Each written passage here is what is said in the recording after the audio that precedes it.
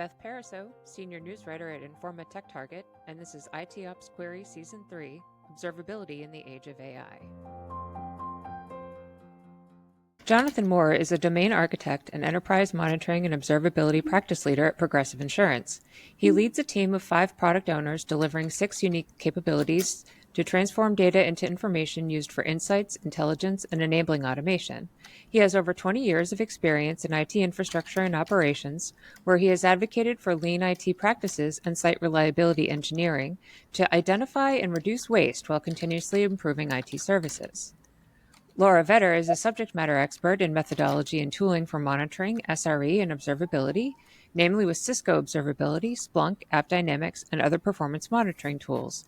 She is also well-versed in monitoring global SAP ERP landscapes and works with DevOps teams on governance for more secure and quality software deployments.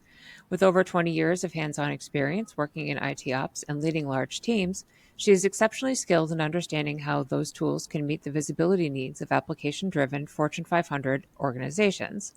As a CTO and technology transformation visionary, Laura leads strategy for alerting and business-relevant dashboarding demands at scale.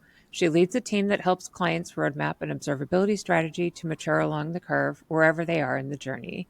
And thank you, John and Laura, for being with us today. Thanks for having us, Beth. Yeah, thanks for having me. So, how have you seen generative AI change observability? I'll go ahead and take that one first. Sure. The way I see it starting, it's pretty slow in my ecosystem as we're learning to understand where generative AI can be trusted in how we take the machine data and the metrics and the content observability gives us to then apply our own internal domain knowledge to drive outcomes. Okay. Laura, what do you think? I think that right now it's more of an accessibility tool. So it's allowing people that maybe normally would have to read a lot of docs or have a lot of domain expertise to really interact with these platforms in a way that is productive in a much quicker fashion. I consider it almost like dabbling, though. It's like dabbling. I haven't seen anybody who's really using it as like a firm part of their process. I see. What are some of the concerns that you found? Have you tested out tools and found them wanting, or what's been your experience with that? I think for me, when looking at solutions in the market, it's trusting the responses and the models that they're using. So you get that concept of the hallucination, where a lot of the people that are working with these tools have a concern around, because the quality and care of the content of the insight is such a high value thing that really growing into being able to trust. We use a concept of dancing with AI internally, and I like that thinking where it is more of a dance move right now, where you have a partner with you that you're working with as opposed to against, and as you work together, you get to a better outcome at the end of the day. And that's kind of where that challenge, though, in getting the people to start to change their perspective is something that we've been working on around the AI challenge in observability. I like that, dancing with AI. What do you think, Laura? Yeah, I agree with that. I think people are trying to get a handle on what it can be for observability. I think, though, there's a couple of big challenges that I see that's on the horizon for how teams are going to use this. So I think the question of security is going to be a big one. Where is my data? Who can see it? Where is it sitting down at? Where is it just flying through? That's just going to be like a big challenge of saying, like, what does the data flow look like? And how do I keep control in this new environment? And also data quality and cleanliness. So I think John, as a domain architect, has really led the charge of like getting things more to a metric state, where you have metrics and trace data that you're working with. And I think for people that are still leveraging logs heavily for observability concerns, that's going to become a real challenge, because when you're moving into generative or agentic solutions, it's you're going to have so many more actors in your environment that you really need to be with data sources that can take the load. Yeah, data management is definitely a hot topic around this, because garbage in, garbage out, right? Totally. So is there any sense that either of you have yet about what potentially generative AI could bring to observability if you tackle those challenges? Is there any kind of, I don't know, emerging use case or goal that you see? I think when the initial use case is going to be around how can this autonomous thing help the operator get to the insight faster. I Mm, talk a lot about Mhm. insights. At the end of the day, our systems are producing an array of data that really has no value unless it's telling me something. It's too much that I can even comprehend at times. So I need something that helps me get to insight. I need something to detect an anomaly in a pattern. I need Mm. something to tell me that the needle in the needle stack is the needle I want to look at. It's no longer a needle in a haystack. With all these additional signals that observability has brought to bear with metrics and traces, there's that many more data points.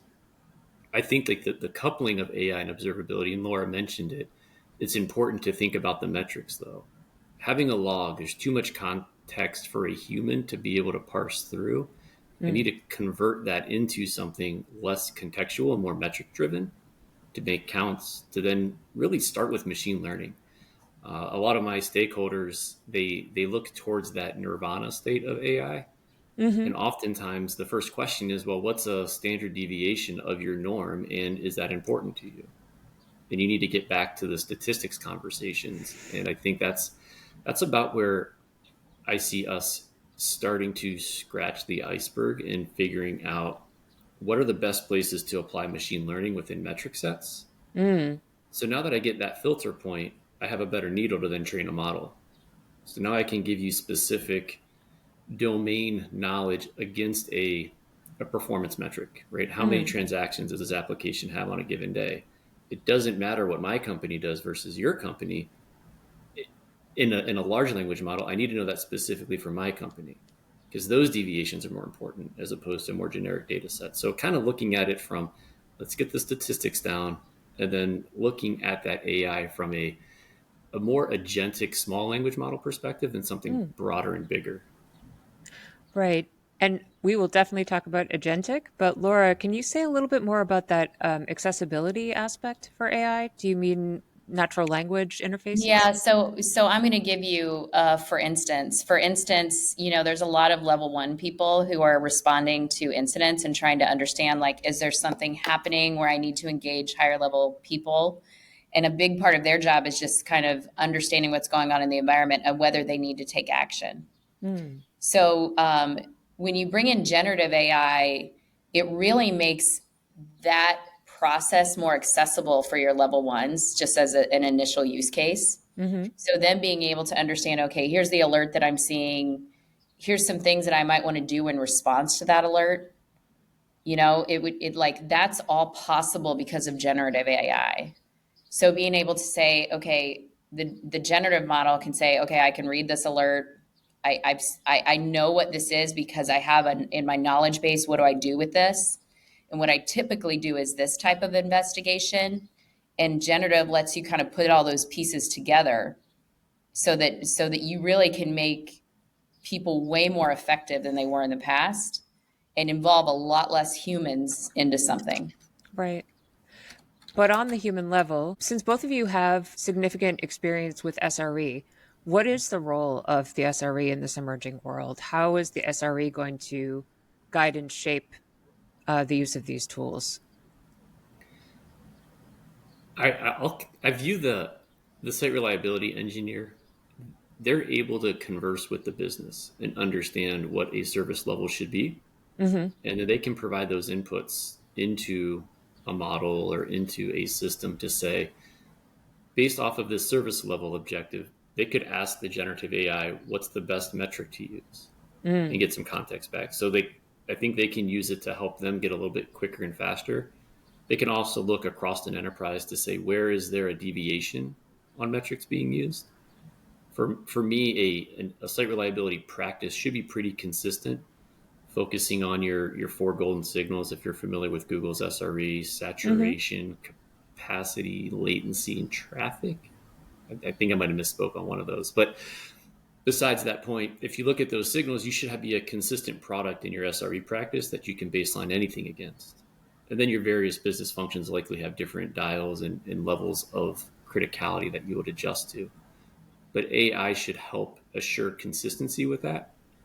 And then again, find that statistical deviation and trigger to you. And as Laura said, it can then ask the knowledge base, or it can then look at the prior restoration steps and give you recommended actions. And what helps there is I don't need the unicorn SRE with the 20 years of experience writing apps, supporting backend systems, doing network. I could use more entry level. And I like what you said, Laura, about accessibility.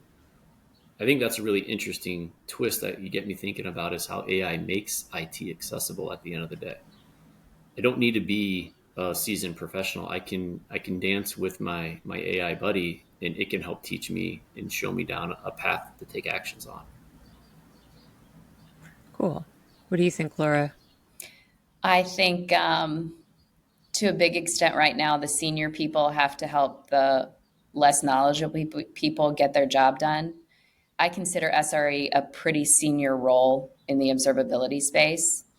So imagine a world where instead of maybe 50 or 60% of your day is spent looking at incidents and looking at problems that are maybe live or were just live in your environment, and you're helping to solve those, either like immediate remediation or long-term problem.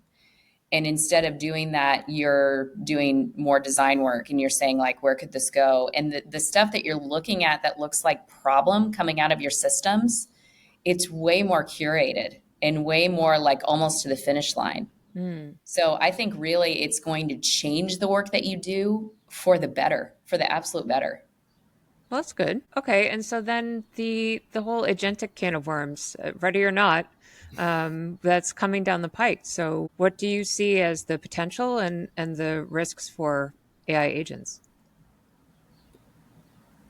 So the potential of that is, Laura kind of hit on it. To me, I present a vision where the operator, the SRE, your on-call resource, they're not woken up in the middle of the night.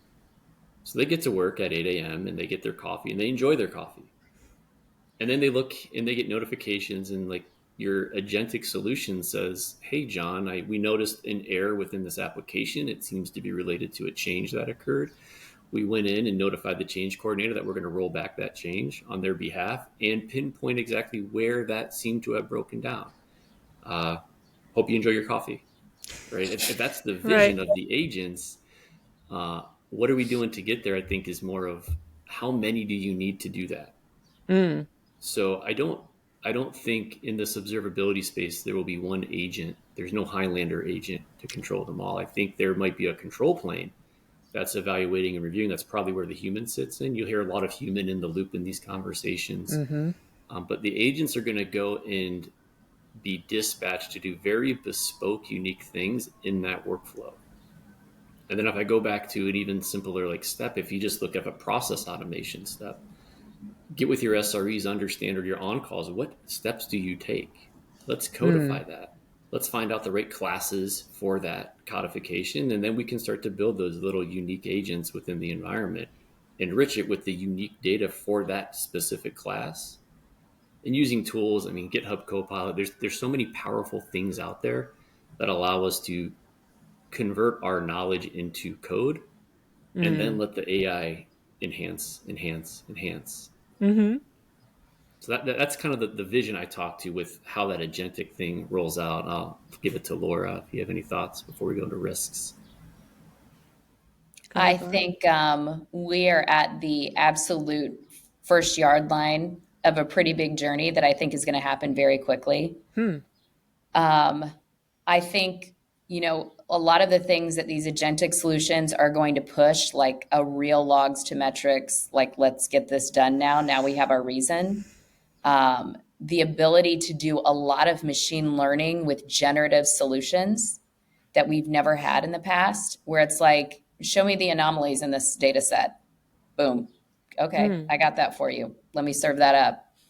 Okay, I'm seeing some here. Let's look at the health of the business overlaid with this. All of a sudden, the work that you had these platforms do, you now have a lot of options. Like you can still have the platform do the anomaly detection, which obviously at first we would do that. But then long term, you really can put more and more into the agentic side and have that be kind of an owned capability for the organization.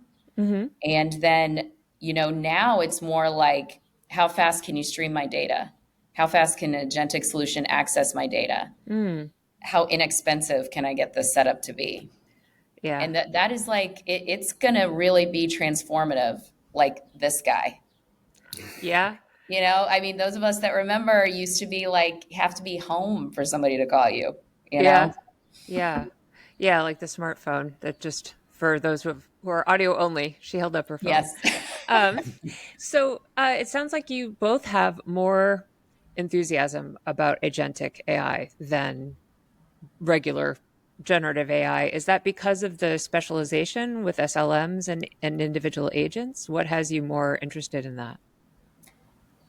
So kind of like the interest in the risk coin. The interest to me goes into some SRE foundations of reduced toil. Mm. This work isn't easy. If you ever done IT operations and had to respond to those criticals where the system is on fire and everything is signaling to you, that's a Yeah. tough world to be in, and it's Mm. hard, it's Mhm. pressure, and there's some human drain on that. And I think Mhm. that's where I see the optimism. I think the risk comes, it's there's a paper written back in the 70s called The Irony of Automation, and it was more around manufacturing and Mm. like taking the robotic automation within like an assembly line. What that paper articulates is what happens when the humans no longer know how to do the thing. So if I no longer know how to do the weld, what happens? What happens if the human no longer knows how to recover the system? What happens? And I think that's the risk. So the question to me becomes, how are we continuing the human investment in that knowledge and skill? I got to where I was with 20 years of like in IT. I started with operations. You learn a lot. You learn Hmm. how to detect Mhm. the fire and how to put it out. And there's this Right. knowledge that you build up. Hmm. If we take that away from entry level people in the industry, how do they get it? Maybe it's not going to be as important, but I think that taking time to think through that risk scenario is one that we should all, as leaders in this space, be really aware of, and making sure our stakeholders understand that Mm. with any feature advancement, right, there's trade-offs. As an architect, I spend my day brokering trade-offs. Like that's kind of what we do. It's here's the pros, here's the cons, and like here's the Mhm. recommendation. But it's a brokering, and a stakeholder gets to decide, and we have to make sure that we weigh the risks of the economic benefit that AI is promising us, and apply it in the right way. Right. Yeah. That dependency. I talked to another guest about, reliance on GPS and, diminishing skills at reading a map, for example, if it doesn't work. How do you mitigate that? Any sense of how you might approach that? I, that's a great topic for a different podcast, I think, Ha. Beth. I need more time to think through that one. I Uh-huh. don't know, Laura, if you have thoughts on mitigating Yeah. that Yeah. So risk. on the question of, am I more excited about generative or agentic? They're really one and the same. Okay. Agentic doesn't exist without generative because Right. like the way that it reasons through something and makes the match between things, like I have a problem, let me find the solution. That is generative. Mm-hmm. So it's not that I'm more or less, yeah, I'm excited for really generative because it gives us an option to do agentic. Oh, okay. Now, I think a big gap in our space, like John said, like it's a tough job. And part of the reason is because you can't throw enough humans at this thing. And Right. the way that the tools work, where it only can see like its domain and have anomalies on its domain, but you really have to know what's happening over here too. Mm-hmm. That has been a challenge that to date is really still unsolved. Mm. Like even when you do event management, you have to have humans like tagging, like this was the cause, so the Yeah. models can be trained properly. Um, I think that the opportunity here is to finally have enough capabilities and the ability to put actors in the right spots to have all this different context from different silos come together to say, okay, it's time to act. I know Mm. my actions because I have my knowledge set. I'm going to act. Mm. That today, it's too big. Like the data is too big. There's too much. There's too many knowledge articles. You have to know so many things to be like the Highlander, like John said. Yeah. Um, I think as far as like what happens with entry level, I think we're already seeing like a pretty big stress on computer science majors because of what's happening with generative AI and coding. Mm-hmm. Like it's a lot more difficult for them to get that first job. Although I think those of us that currently work in technology know that it was always tricky to get the first job. Mm. Like that first job is always the most difficult. Mm-hmm. I mean, I don't have a crystal ball and none of us could ever know all the knock on effects of what's going to happen. But I would say that there are entry level jobs in this. They're just going to look different than, answering tickets and Right. just working in an operations center Right. or kind of being a gopher for a senior SRE. Like those jobs, it's going to look different. It's not, but they're not going to be gone. Yeah, the fear that I've heard in the developer space is that there's going to be this gap between juniors that don't have a ton of coding experience because there are all these generative tools and seniors who are the ones that have the precious expertise to know when the AI is not correct. And then you have just sort of this hole in the middle. And how do you get from one level to the next? It sounds like that might apply to SREs as well. It it might, but that almost like the product mindset in my brain, right? Like that's the opportunity then, Beth, Okay. right? So how do I take the 10-year veteran developer software engineer and make that digital twin of them so that Hmm. the entry level person can gain that experience and download it quickly? I mean, Yeah, recently I one of agree my with that. stories I've been telling people lately is like I took 2 hours one morning and did a whole bunch of things that took logs and made metrics and did anomaly detection and just set this little project on my own. Now, I'm not a software engineer, I'm an architect. So, how did I do that? I used AI. And I Mm. think that becomes, it goes back to dancing. It's, when we all got into the industry, we had our interview skills, the certain things that helped us. I think those that know how to apply the technology well are going to be the ones that are going to stand out and continue to have the opportunities and grow. And those experiences will come. They're just going to be different than yours and mine and how you've seen it in the past. But I think that's like kind of a story of humanity a little bit than just this Hmm. AI and True. observability thing, right? Like we've always had to go through those changes. As Laura said, who leaves their home without their smartphone anymore? Good point. I mean, Good even point. when you had the car phone, the shoulder strap, right, and the big Yeah. battery case, like you didn't go out as often. But as that matured and evolved, we all now have not Yeah. just a telephone, but a music player device, the Mm. internet, AI right in our pocket. Yeah. If anything, the telephone's an afterthought at this point. Um, Right. Yeah. but Laura, you also mentioned, that we're on the 1 yard line, but it's going to evolve quickly. So, what kind of time frame do you envision? How do you envision this playing out? So the thing, Beth, that really changed my thinking on this is I had a client who used AWS Bedrock and like the agentic agents that they've already built Yeah. to put together the solution where when a network event comes in, the solution gets attached.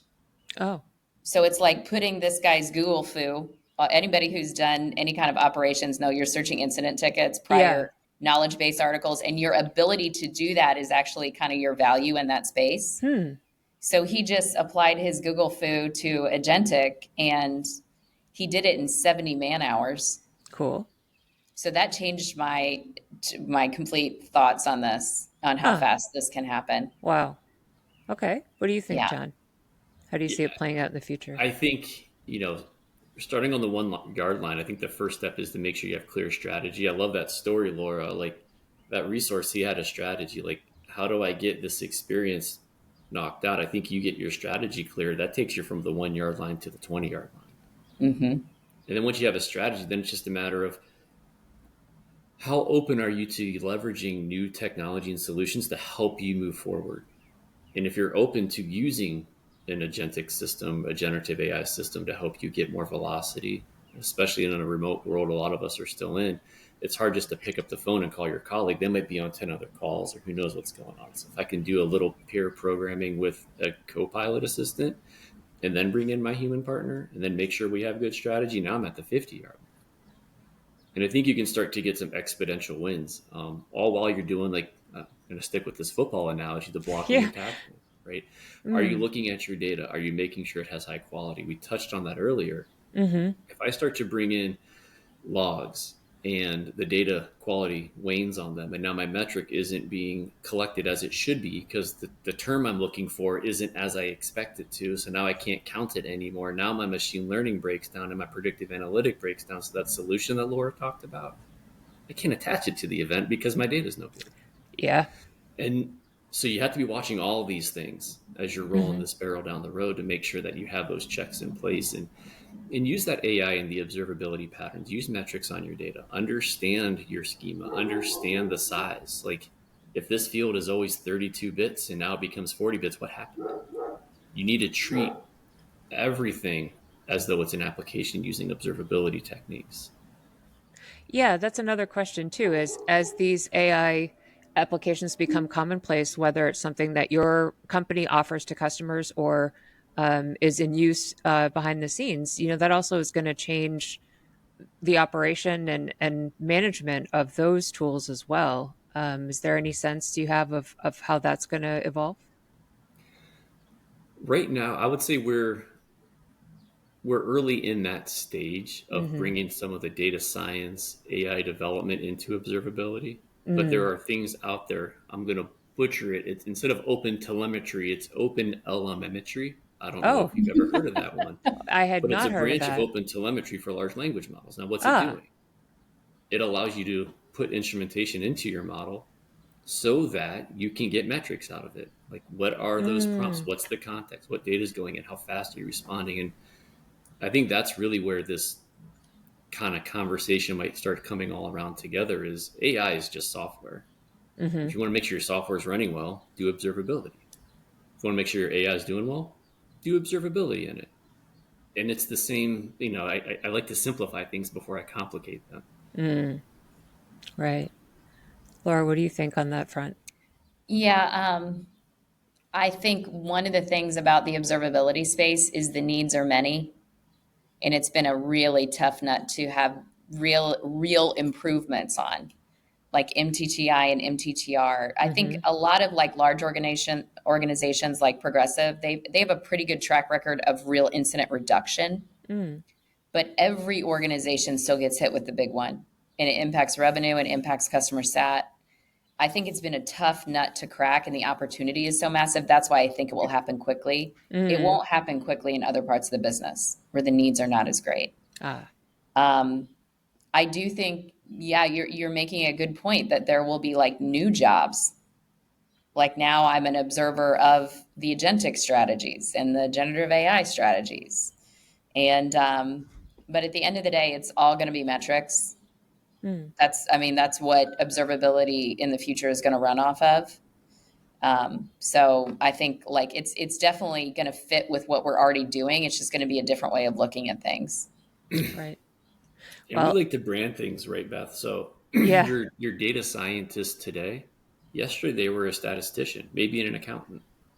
sure. And your data Right. engineer today, they were doing DevOps type stuff. Like it's really how we kind of see these trends, but the practices, the things you're learning today, like the maths, the sciences, like that ability to critically think, I think is a unique thing. I haven't come across any content in how like the reasoning model of a human, the ability of a human to pull context in such a way that is, I think that the AI systems, those models are getting better and higher context windows, but the randomness of connectivity that a human mind can still do that adds value, I think is still a unique thing that it gives me some of that hope, so I can be optimistic on AI versus the doom and gloom of the risk side of the coin. Right. Right. So I greatly appreciate both of you taking the time today and bringing your football analogies and Highlander references. I really appreciate those. And thank you. Thank you very much for sharing your insights. Thanks for having me, Beth. Thanks for having me, Beth. This has been IT Ops Query Season 3, Observability in the Age of AI. If you have any feedback on this episode or want to share questions, comments, or stories we should consider covering, please reach out to me at beth.pariseau, that's PARISEAU, at informatechtarget.com. Please consider rating, reviewing, and subscribing to this podcast on your platform of choice, and tune in next week for our continued conversations with industry experts about how observability is shaping AI and how AI is shaping observability.